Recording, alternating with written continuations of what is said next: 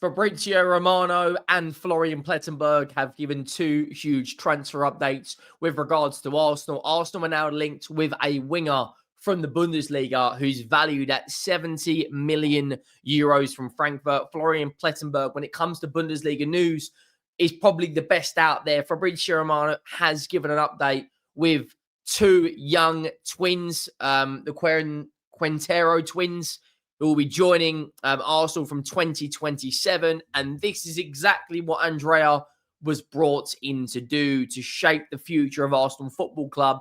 Because let's be honest, some of the talent they're bringing in from their academy, from Lewis Skelly to Max Daumann to Ethan Nwaneri to Bukayo Saka, they're producing some of the best talent out there. But now he's looking to grow that even bigger, which is only positive for Arsenal Football Club in terms of developing players, future selling on of the players, because let's be honest, Arsenal aren't traditionally a huge selling football club. Their record sales are Oxlade-Chamberlain, Nicholas Anelka, etc., etc. And those haven't been in recent years. I think their biggest sale in the last maybe 3 or 4 years has been Smith Rowe, Balogun, Eddie Nketiah, etc. But if they are to bring in this 70 million euro forward, who will leave the current Arsenal squad? Will he be brought on and loaned back out? We're also going to be talking about Rodrygo. He's on the longest goal drought in Real Madrid's history, which is currently 31 games. He's getting incredibly frustrated. He's clearly not in Xabi Alonso's plans. He's linked with a number of Premier League clubs, from Arsenal, Chelsea, Liverpool, and Spurs. His wages are very, very high. He does play on the left. Who does he suit the most? We're also going to be talking about Gabriel Jesus' future, because I don't necessarily think he will be an Arsenal player when the summer window comes round. And the January transfer window is 27 days away. It was a big win last night for Arsenal in the Premier League. They went out there and put a decent performance in against Brentford. The narrative is it was a boring performance, but let me tell you one thing. When teams are competing in a title race, when you're trying to go out there to win the Premier League title, the only thing that matters when it comes down to the be on end of things, at the end of the day, the only thing that matters is the 3 points. And the fact they went out there against the stubborn Brentford side, got 3 points, got another clean sheet, for me, that should be positive for a lot of Arsenal fans. Look at my football club, for instance. We haven't won a game in 5. We're currently sitting 11th in the Premier League. If results don't go our way, we could be in the bottom 6 by Christmas. We've got tough games against Brentford, Nottingham Forest, Liverpool, Crystal Palace, and then Brentford again and Sunderland. And let's be honest, a lot of people would say Tottenham aren't favourites for a lot of those games. Meanwhile, Arsenal are currently 18 games unbeaten. I'm just pointing out that things could be a hell of a lot worse for you guys. You're out there, arguing over a 2-0 win against Brentford. You won the game.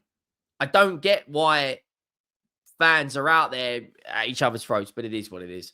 Make sure you go down and drop a like on the video. Some videos are hitting 1,000, 2,000, 3,000, even 4,000 likes recently. So if you could go down and hit that like button, that'd be greatly appreciated. And make sure you do hit that subscribe button as well. We are only 160 subscribers away from hitting 85,000. If we could hit that today, that'd be absolutely unbelievable. So go down and hit that subscribe button. We're going to jump straight into a transfer slash an Arsenal video. There will be a Man United match reaction out today as well for their game, where Man United could go 4th in the, they could go as high as 5th in the Premier League today, which, bearing in mind the amount of people that have given them stick this season, they're not actually having a bad season. They're really not. It's so congested. This is the current Premier League table. That game on Saturday between Arsenal and Aston Villa is massive. Now, I didn't actually realise this, but Aston Villa haven't lost a home game all season. Now, if you actually look, when was the last time Aston Villa lost a home game? That it was actually back in... it was actually against Crystal Palace, which was the 31st of August. Since then, they've lost one home game since August 24. That game on Saturday, looking at Aston Villa's current form, it's going to be... Sorry, I don't know what happened there. It's going to be ridiculous. Look at Aston Villa's recent form. Beat Young Boys, beat Wolves, beat Brighton, beat Fulham, beat Feyenoord, beat Burnley, beat Spurs, beat City, beat Maccabi Tel Aviv, beat Bournemouth, beat Leeds. They've only lost 2 of their last, 13 games? And at home this season, they have been very, very, very strong. And they're currently 3rd in the Premier League. Now, Arsenal could potentially be without, if you actually look at that game on Saturday, that's the predicted lineup. They're actually putting Lewis Skelly in midfield. They could be without Saliba, Leandro Trossard, Kai Havertz, Gabriel Mosquera, and of course, Declan Rice. They're actually saying that Timber could play in at centre-back. Now, if they go there without no Gabriel, without no Saliba, without no Declan Rice, without no Leandro Trossard, and they beat that Aston Villa team, it's done. It's listen, I already think Arsenal are without doubt clear favourites, but every question that's getting asked, they seem to have an answer to. But Aston Villa is one hell of a test. After that, it's a pretty straight run for them. They got Wolves, Everton, Palace, Brighton, Villa, 3 home games on the bounce. Believe it or not, it's the 4th of December, and they've still got 1, 2, 3, 4, 5, 6, 7 games left this month. There's an awful lot of football to be played this month. There really, really is for Arsenal. Now, transfer talk. Florian Plettenberg has put out a transfer story yesterday regarding Jean Matteo Bahoa. Now, you're probably thinking, Henry, who is that? He is a talent who plays for Frankfurt, valued at 70 million euros by Frankfurt's hierarchy. And you know they're a very good selling club because they got top money for Hugo Ekitike. He's French. He's got 2 goals and 1 assist this season in 11 matches. Only 20 years of age. Ranked as one of the top talents in the Bundesliga. Now, for me, I don't know a huge amount about him. But again, he is on that left wing position, which is what Arsenal want to strengthen. And now, he is nowhere near the finished article. He's a right-footed left winger who can play centre forward, can play attacking midfield. Current contract expires June 2029. He's got Cameroon and French citizenship. He's only joined them back in last January. Now, he's valued at 25 million euros according to Transfer Market, but of course, that is only an estimation. He valued at 70 million euros according to Frankfurt. Now, he's got 20 GA, 29 GA in 106 games, which isn't actually that bad. Considering he's only 20, 11 GA and 59 for Frankfurt. Now, what's going to be really interesting is I don't think they should be going in for him by any stretch of the imagination, right? He's nowhere near the finished article. That's the sort of player that you buy and you loan back out to further his development. And then when he's 21, 22, you bring him back and you develop him at Arsenal. That would probably be, for me right now, the most likeliest of the most likeliest of situations to happen with a player like that. But he's not the only one that's speaking about it, because Ben Jacobs, who again is a very reliable transfer journalist, he's also come out and said that Arsenal are interested. So Sky Sports have also said Arsenal are interested in him. I don't really know what to kind of make of it. I'm not going to lie, because he isn't the finished article, and I do believe their left wing positions are currently better, but it would be interesting to see if they do bring him in. Now, that's only a handful of left wingers they are heavily being linked to.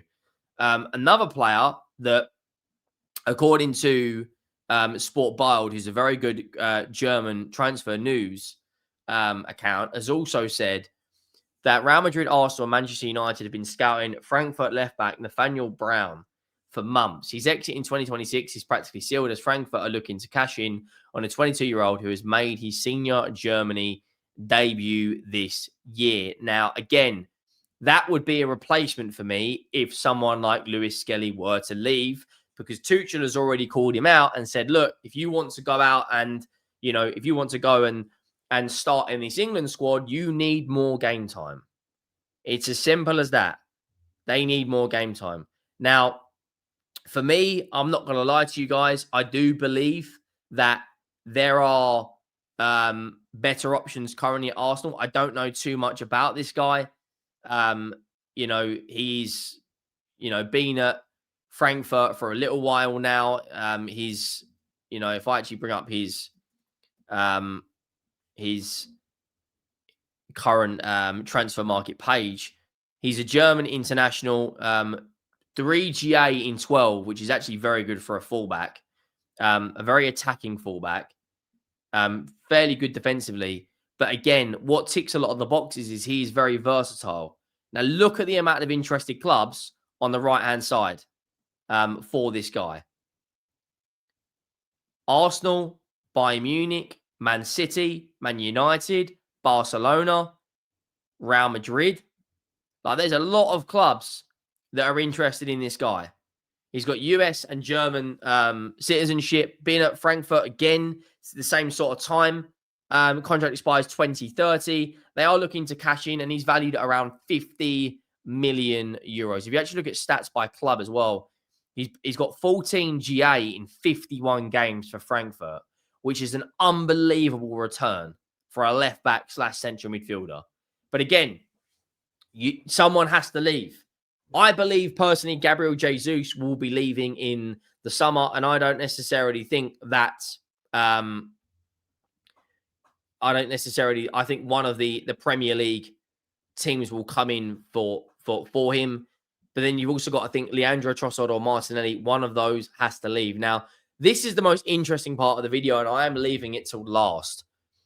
Rodrygo is open to a Premier League switch. The Real Madrid star wants more game time to secure his Brazil World Cup spot. And Arsenal, Liverpool, Man City, Man United, Chelsea, and Tottenham are all monitoring the situation. But Los Blancos insist he remains part of their plans. So any January move could be very difficult and could cost around 80 million euros. Rodrygo has not scored in his last 31 appearances for Real Madrid. It's the longest streak of a goal by an attacker in the club's history. Now, there's a hell of a lot of games there.